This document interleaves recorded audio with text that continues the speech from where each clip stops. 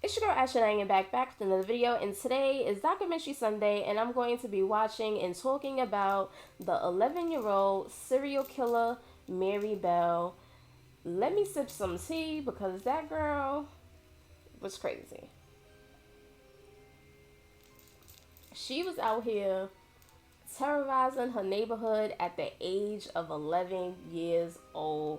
Her mother hated her from birth. Her name was Elizabeth Betty Bell. She was 17 at the time when she gave birth to Mary, and Mary was born on May 26 in 1957. Her mother was a prostitute. She was married to a criminal by the name of William Billy Bell. No one knows if he was Mary's biological father, but since he was married to Betty, everyone assumed he was Mary's father. Now, Betty didn't want anything to do with Mary at all. After she gave birth to her, she literally told the hospital to take this girl away. I don't want to have anything to do with her, but still ended up taking Mary home just to terrorize her and neglect her purposely. She literally tried to sell Mary to other people. She drops her out the window. She tries to give her sleeping pills. It was insane, and a lot of people feel like this might have sent Mary over the edge. She probably had brain damage, a bad home, that a lot of this kind of played a part on why Mary became a serial killer. Let's watch a little bit of the documentary on the Mary Bell case. The whole city, in a sense, crying on itself. Scotswood, where Mary Bell grew up in the 1960s, had barely changed since the war. It was a slum area with all the social problems that come with years of neglect and deprivation.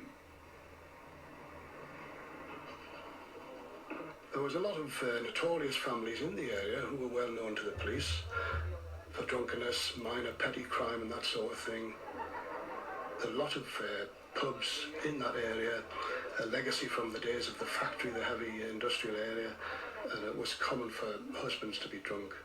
And calls to the police were very frequent to respond to fights in the house and the streets, and it was very common indeed. Wow. Mary lived in a generally bad area. Practically every other house housed a prostitute of some sort. And that was the kind of environment she was in. I used to often feel sorry for the respectable people who had to live amongst them, really. Newcastle was in the grip of massive redevelopment. The worst slums were being knocked down to make way for new high-rise flats. The demolition sites of Scotswood's Rat Alley became a children's playground as the city changed by the day. It was a very rough area. You get the odd empty house, and you would get derelict houses down there. And kids used to go and play in the derelict houses. But seeing that it was very close, you could literally leave doors open. You could go to bed and leave your front door or your back door open. If the children got into mischief, the neighbours would check them. You know, I mean, it wasn't like you're my child, there's nobody allowed to check you or tell you off because you're my child. Everybody was everybody else's eyes and ears. So it seems as if they were a small town and everybody knew everybody and everybody trusted everybody. She was depressive and erratic. On one occasion, she tried to have Mary adopted, yet on another, she rejected her family's offers to take her daughter off her hands. Now that's the part I don't understand. Why she wouldn't give Mary to her family? If you didn't want this child, why keep her and terrorize her and make her life a living hell? She probably could have had a better life and a different upbringing, and she probably wouldn't have turned out the way that she did if she hadn't stayed in the care of her mother, Betty Bell. She had a reputation in the area. We knew about Mary's mum I mean, the whole estate knows about Mary's mum, not just to go away for days or something, just go away for weeks. And basically she was known as, you know, the lady of the night sort of thing. In other words, prostitute. Out here selling her body, not wanting to have anything to do with her children. She literally could have gave them to her family. Mary spent much time on her own in the house when her mother was out with clients.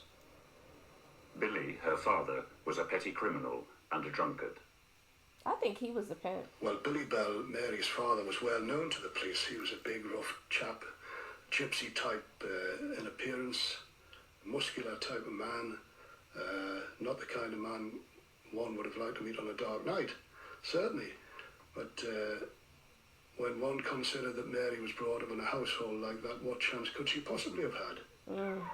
That's right. Mary's disturbed behaviour was well known in the playground. I was in the same class as Mary, and that's when I used to play with her. The first thing that comes into your mind about Mary is her eyes. She's got very, very distinctive blue eyes. Time that I'll never ever forget, the little girl I used to play with, she had her hands so tight around her throat, her eyes, her face was red. Her lips were going a different colour, she was choking. But my sister that was in the middle-aged sister, she got it off. What? Mary's teachers at Delaval Road also became aware that she seemed to have a sadistic streak. I met Mary when a child in my class came in one morning and had a mark on her cheek. When I asked her what it was, she said that Mary had stubbed out a cigarette on her cheek. And what was she doing with a cigarette at that age? That is insane. Nice and for Mary, along came this little girl, and I said to her, "Have you done this?" And Mary said, "Oh yes." No remorse. And I said, "Well, I'm just sorry for what you've done." She said, "Yes." She wasn't Although sorry. Mary's violent behaviour was noticed by her teachers, tragically nothing was done to address her problems. And at home she was exposed to the grim world of her mother's prostitution and her father's drunkenness. Mary was influenced by all of these things. She saw very strange behaviour going on through her own mother's actions and by her father's actions and by the local community. She was deeply embedded in a sort of petty crime environment. And she thought that was normal because that's what she's used to, accustomed to, seeing on a daily basis, not knowing that wasn't normal. You know, she was being neglected and she probably didn't know what it was or what it was called. An environment in which violence against each other was something that was almost acceptable and the norm. Yep. That's all she knew. Next door to Mary Bell in White House Road, there lived another girl called Bell, who was no relation. She was Norma Bell, 2 years older than Mary, but much less bright. I wonder if this was a common name back then, back in the 60s. Mary was always the leader. Because she had some followers on, she felt maybe led to do things that maybe she wouldn't have done on her own. But she could dominate people quite easily. Mary looked like a Mary was to tell leader. Norma to jump off the Tyne Bridge, she would jump off the Tyne Bridge. Norma looks very... she doesn't look like Mary. She looks kind of weak and easily influenced. That was one of the jokes at the time. It was a question of the two wrong people coming together, one to bolster the courage of the other one, probably. One the leader, nearly always, and one weaker intellectually. And this was the case with Norma Bell, easily led. Nothing near as bright as Mary Bell. And Mary had grabbed us by the neck and started like strangling us. And then just had a hand here and it was just getting the sand and then pouring at my mouth. And it couldn't go on quick enough and she tried to stuff her fingers down, basically, to get it further down. And obviously I was terrified. I wonder why they didn't do anything back then. Why no one would listen if there's complaints from the children in the neighborhood that they're being terrorized by these two girls. They didn't believe them. What was it? They didn't have the resources. What was it? And I think Norma was a little bit frightened when she seen what Mary was doing, because Norma jumped up. And by that time, she had jumped up and I managed to struggle and get free and run home. After the attack on Pauline, the police were called, but no further action was taken. Little Pauline had not told the full story. Why? I was terrified of telling the police everything. I know I didn't tell them everything. I know I told them I'd been like strangled, but I didn't mention the sound because I was frightened. I was frightened of that effects case she got hold of this afterwards. He wasn't angel, he was always into mischief. He was one of these, he had a very cheeky face and he was mischievous. Like when he decided to have a swimming pool in the bedroom when he filled a bottom drawer full of water and we were flooded. Things like that I used to get up to. He was so cute. He was just beautiful. What more can you say? Same as what every mother thinks about their child. He was an innocent baby. It was quite usual for young children to be out playing in the derelict buildings of Rat Alley, and Martin's family weren't concerned at first by his long absence. But at 5 o'clock, a neighbour called to say that he had had an accident. I ran up to the houses and I seen a crowd of people standing outside, and this guy had Martin in his hands and he was grey. Wow. And he felt cold, so I took my cardigan off and I put it around him, and this man, there was tears running down his face, and I said, is he alright? He says, I don't know. And at that, 2 ambulance men just rushed past, grabbed him and run past us again and put him into the ambulance.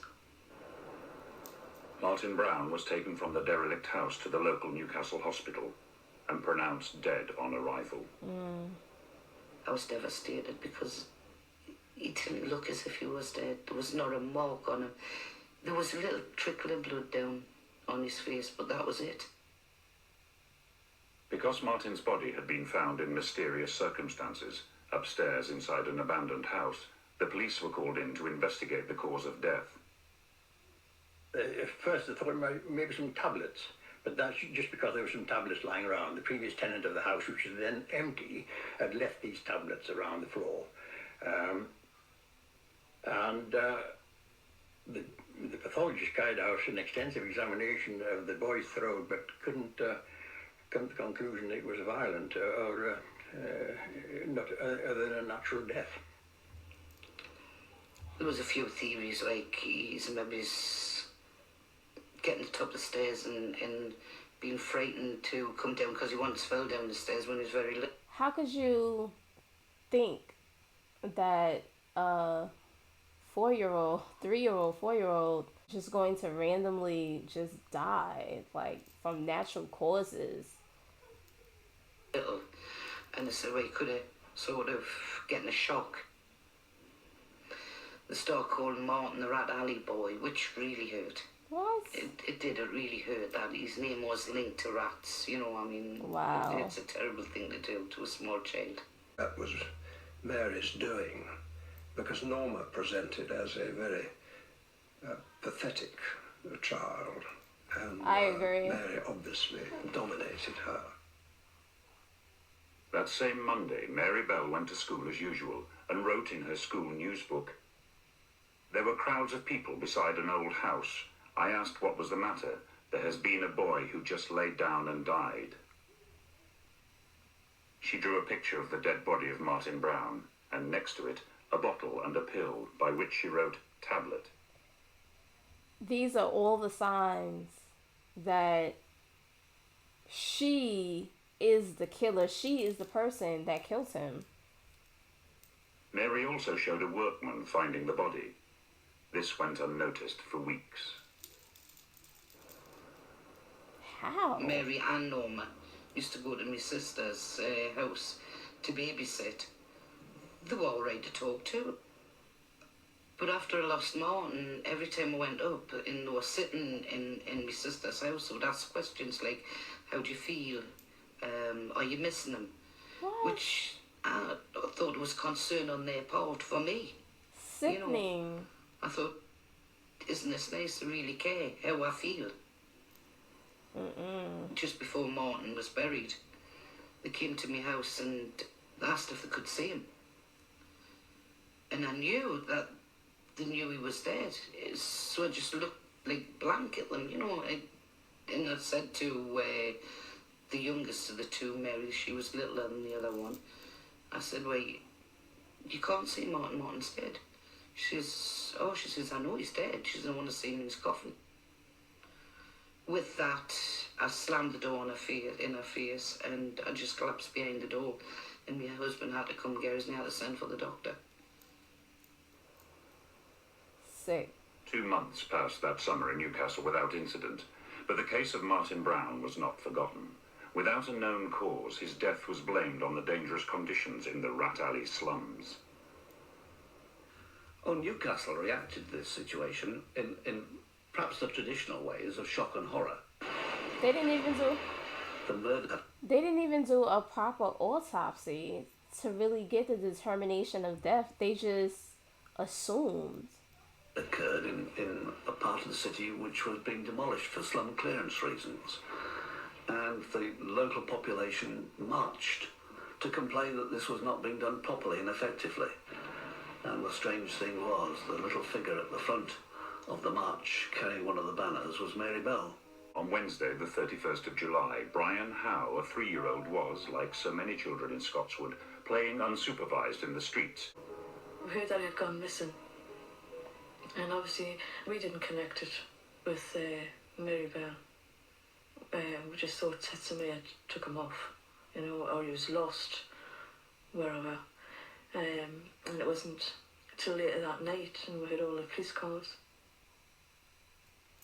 We looked out and there was some big lamps on. The place was totally lit up. It was like a Christmas tree. You could actually see the people milling around on the Tin Lizzie. And you could hear the dogs barking, so we knew it was the police. And I says, what's happened? She says, I found little Brian Howe and he's been murdered. Oh, totally devastated. I mean, I never give a second thought that it had any connection with my son. When I got there was uniformed police officers there. I had the area cordoned off and examined the boy. The little boy had fair blonde curly hair. He was obviously appeared to be dead. So I did all the necessary things, such as obtaining the services of the doctor and the photographer, and notified Mr. Burrows, who would be eventually in charge of the investigation. I was head of CID at this time. On unusual murders, I was called out, well, practically every time. And this was a call early morning. I think it was about 1:30 or 2 o'clock, called to this scene, because the boy had been missing for some time, but by that time had been found, lying semi-spread eagled, really, half naked, lying amongst the concrete and the bushes.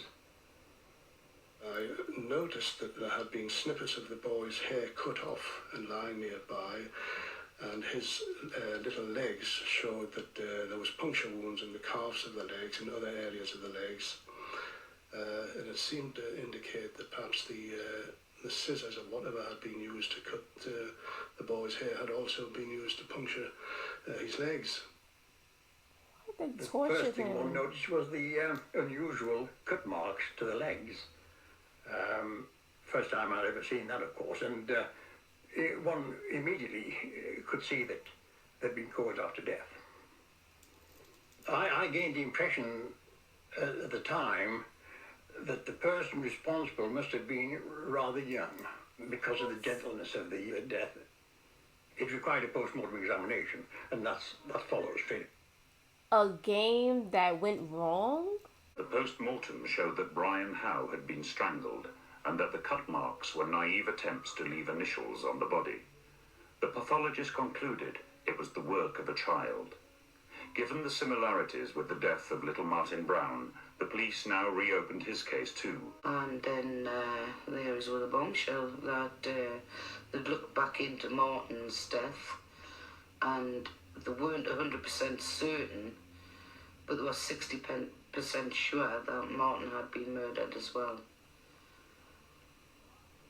Couldn't believe it.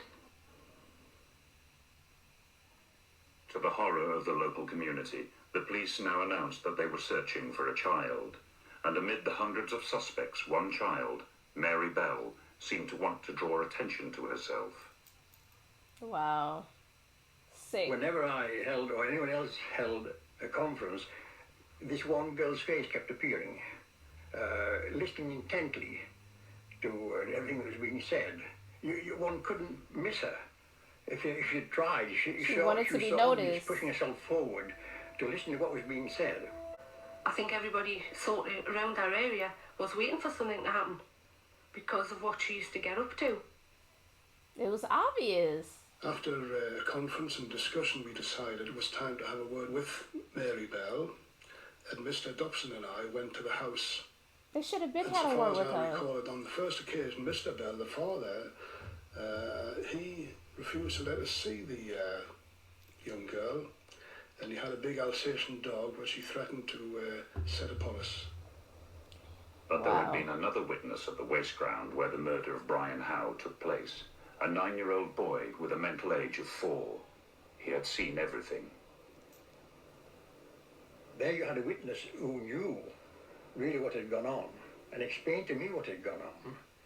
And it appears that Mary's method was to massage the necks of the boys and tell them they had a sore throat and it should make it better. And her grip tightened and tightened until it caused the death. Wow. The fact that she even had the strength to strangle kids back then is definitely crazy to me. Given the new witness, Harvey Burrows ordered his officers to go down to Scotswood and bring Mary and Norma in for questioning. The police consulted a child psychiatrist to get advice on how best to treat the children. They wanted me to see the children who were concerned, I suppose, in a diagnostic way, because they had had suspicions. The school had had suspicions because they behaved in a curious way in the school.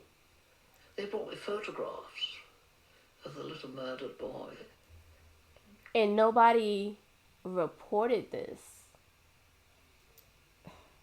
Tragic. You know, a little golden-haired laddie lying there dead. It Aww. was very trying, very upsetting. That's so sad. With Mary, it was difficult to get her to relax. You can understand why. I mean, she knew she was suspected.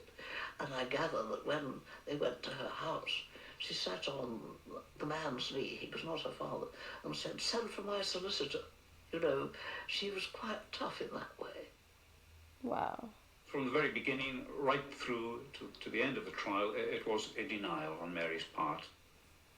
Although the police clearly were wanting to ask Mary about the allegations that they had to put to her, and Mary did deal with the allegations, Mary had other things on her mind as well. And, for instance, she would wonder about her mother, whether her mother was going to come to see her or where her mother was. She had an Alsatian dog, and she would ask about that. When we got off the subject of the loss of the little boy, she began to talk about her friendship with Norma and how they'd been happy together. And we were full of laughter that day, she said. And I think the day she was referring to was the day on which this child died. That brought her some joy? In the evenings, Mary and her friend Norma were taken into care in Newcastle. Many of those who came into contact with Mary grew fond of this vivacious and intelligent girl who was in such trouble.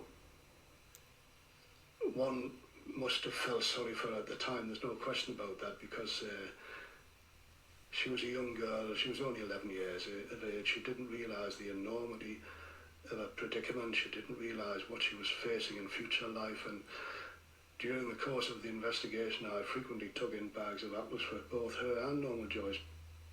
They were only kids and they really didn't know what was happening, I don't suppose, at that age. At Westgate Road Station, where she was interviewed, Mary Bell astonished the police with the sophisticated way in which she parried their questions. I used to think she had like a computer brain. When one put a question to Mary, she would start answering almost before you'd finish the question. And then she would continue and answer the next 4 or 5 questions still unasked. This was a strange thing. It's rather like someone going into a maze, and the first question put her into the maze, and her mind told her she could get through that maze and come out the other side unscathed. Despite her denials, the evidence against Mary began to mount up. The scissors used to mark the body of Brian Howe were found near the scene, and the police now made the connection between Mary and the notes they had found after Martin Brown's death 2 months previously. More evidence came from the girls' school. Eric Foster, Mary Bell's teacher, had always been fond of the intelligent little 10-year-old in his class. After he learned of her arrest, he decided to go back over her daily news book to check if she had written anything about the deaths of the 2 boys. She had, extraordinarily. On the cover was a headline, "Boy found dead in old house." The report was inside. It was written on the Monday after the weekend about how this little boy had gone into these houses and just lay down and died.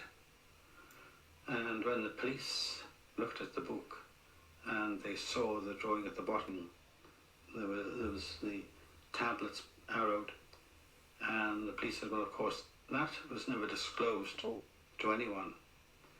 So she must have been there to have seen it. Why he didn't turn that in? The news book was proof that she had been involved. On the 8th of August 1968, the police charged Mary Bell and her friend Norma Bell with the murder of Brian Howe. Both Mary and Norma claimed they were innocent and blamed each other for the killings. And all the paraphernalia of counsel for the defence and counsel for the prosecution and the like.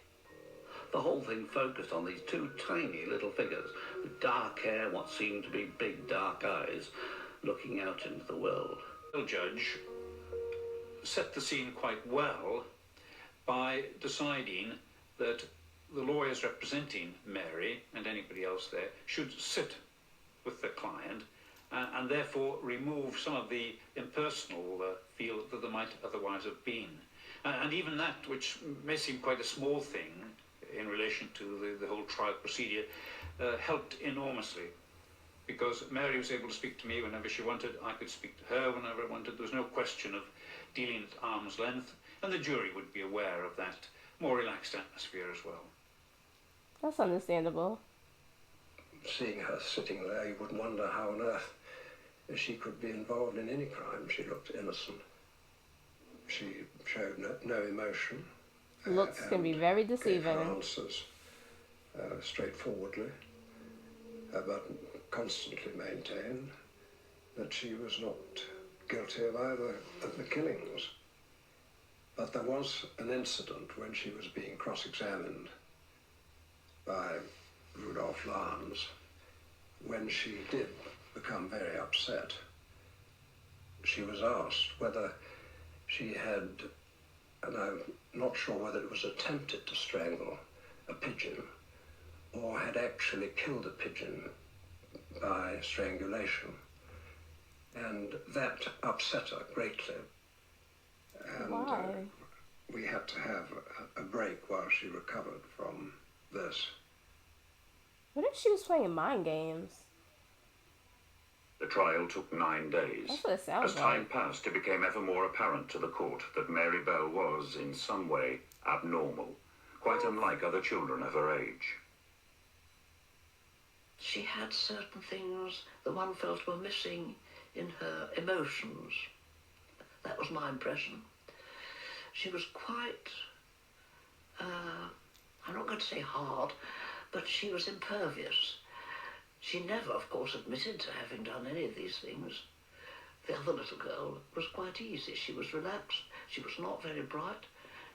I was very sorry for her. She had been entirely, I think, the led one. The 2 girls were very different in personality.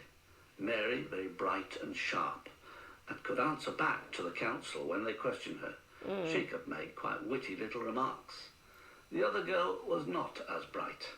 Insecure. And I think was completely overawed by the setting. Timid. And in a sense, the court almost separated the two and said, therefore, the bright one must have done it and the duller one probably didn't. It's obvious. There was no doubt in the court, given all the evidence, that Mary had strangled the two little boys, despite her denials. The verdict of the jury depended on the findings of the psychiatrists who examined Mary Bell. The doctors' conclusions were unanimous, that Mary lacked the ordinary feelings of a child her age and was, in their view at the time, a psychopath. I did not get any feeling of remorse or anxiety. I really had something behind a glass, really. You see, most children you get to know and they talk and you get a feeling about what sort of a child they are. At least in my particular job you have to. But I don't think that with Mary one could do this. Wow. Oh, she was an intelligent child. Oh, yes. She'd got it all worked out. She was devious.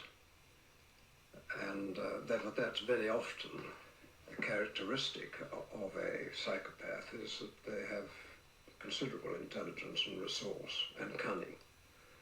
And she used those to the full. Given the medical diagnosis, Mary Bell was found guilty of manslaughter. Norma Bell was acquitted on the grounds that she was simple-minded and had been dominated by her friend. Wow. She left the court and returned to her home and family in Scotswood. Mary was sentenced to be detained at Her Majesty's pleasure. Well, Mary was in a state then of very, very great shock, and understandably so. And she did turn to me in tears, and I was just next to her, and I put my arm around her in an attempt to comfort her in this situation.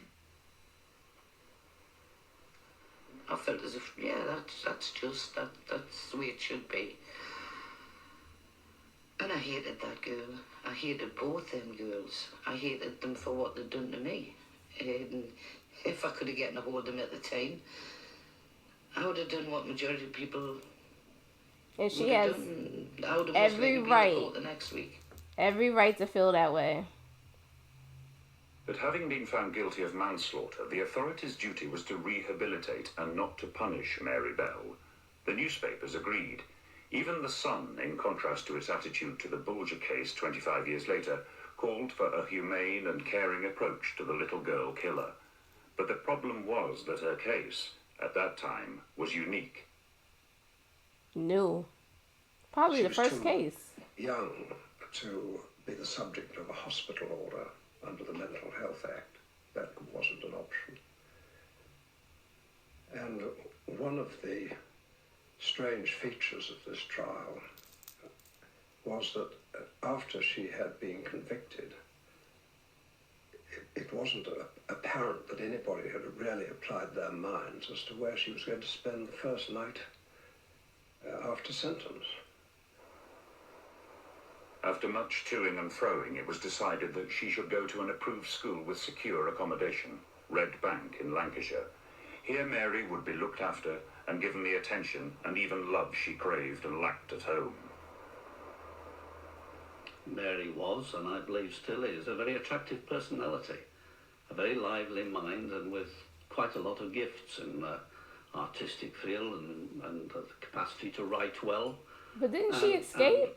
Relate well, which was really quite remarkable coming from the background that she did do. And I think that all sorts of people, professionals and lawyers and others involved in her care, were quite taken by this. And this, in a sense, was very fortunate, because what it did mean is that nobody was prepared just to let her case lie fallow. And with only having probably one room in the house where Mary's mother took people, the child was bound to see everything that went on. I know that she did see everything that went on between Mary's mother and the clients that she took there. Wow. As time passed, Mary's mother Betty became a frequent visitor at Red Bank. Behind the smiles of the mother and daughter lay an anguished relationship of guilt and resentment. Mary's mother, Betty, is alleged to have specialised in sadomasochism.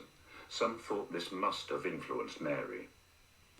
Yeah, it did. Certainly, she would have seen on a daily basis physical violence between adults and between adults and children.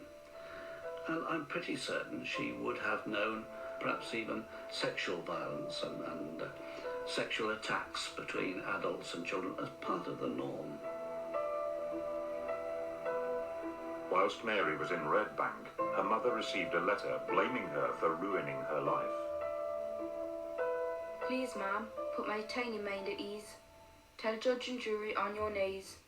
They will listen to your cry of pleas. The guilty one is you, not me. I'm sorry it has to be this way. We'll both cry and you will go away. That's right, Mary. It Tell is your them you're mom's guilty, fault. please. So then, ma'am, I'll be free. Your daughter, me. Betty Bell herself gave a television interview in 1972, 4 years after the killings. She was by then a broken woman, relying on drink and drugs for peace of mind. Now, Betty, are you saying that your daughter's innocent? No, I'm not saying she's innocent. But something must have made her do these things. Her environment. Yes, something possibly must have made her do these things. And what was it about her life and her family you think that could have driven her to these things? Maybe it's the arguments between my husband and myself might have had some inflict on her. I don't know. Have you been very despairing sometimes? And very despairing, under a lot of strain, stress, and grief for my daughter. I think the relationship between Mary and her mother was one of the key factors here, where there was really little or no emotional attachment at all. And I think this made the child really feel she had little or no emotional attachment to human beings around her. And then, because the love comes from your mother. When you first when you first born, the first thing that you see and you feel is the affection of your mother, and it wasn't there with Betty. therefore, nasty things could be done to them because it didn't mean anything. So much depends upon what happens to anybody in the first year of their life, or 2 years. You see, if they're never exposed to loving attention in those early years, they don't learn about love and they don't learn about warmth, emotions. Yeah. And so maybe if she had been exposed to loving care from the start, she probably wouldn't have turned out that way. Different. Yeah, I agree. The only reason I can think for Mary doing this is it gave her a sense of power over young children. Because the adults had power over her at home. The fact that it was 2 young boys. But regardless of that, she would not have been able to have done that to a person much older than 4. No. Because it would have been too strong for her. Yep. Mary Bell spent 12 years locked away, 6 of them in Red Bank's special unit, the only girl with 22 boys. While there, she was occasionally treated by therapists and continued to blame others for the crimes. David Martin, a psychologist, came to know Mary at Red Bank. I don't know that she ever acknowledged her offences, certainly not to me, not in the slightest, denied them. Almost didn't trouble to deny them, if you see what I mean. It was almost as though, this isn't the relevant agenda, dismissive of them. Even though she never admitted to the killing of the 2 boys, as she grew up, Mary was no longer considered to pose any threat to the community. In 1978, she was moved to Ascombe Grange Open Prison. 2 years later, she was released, aged 23. There was no public outcry. Since then, she has built a new life with a new name. By law, her identity is protected from disclosure. I don't understand that. She'd come out of it as a very balanced, sensible person and has sorted out her life with some ups and downs in it, and I think has become a very good citizen. Now, that shows it can be achieved. It can be achieved if time is taken over it, and the skills are put in there, and there is a real exchange of affection and interest in the person concerned, not simply as a case. This was definitely a sad case. Comment down below. Let me know if you truly feel that a person can be rehabilitated. I know Mary got out. She has a new identity. She had a child. She got married. She's never been in trouble ever again. Comment down below. Let me know how you feel about this case. My heart goes out to the victims because they lost their children. Their lives has been changed forever, and Mary got a chance to relive her life. She got a do-over, and I feel like that isn't fair. If she was here in the States, she still would be doing life in prison. I believe she probably still would be doing life in prison. Comment down below. Let me know your thoughts and opinions, and I'll see you guys in the next video. Bye, fam.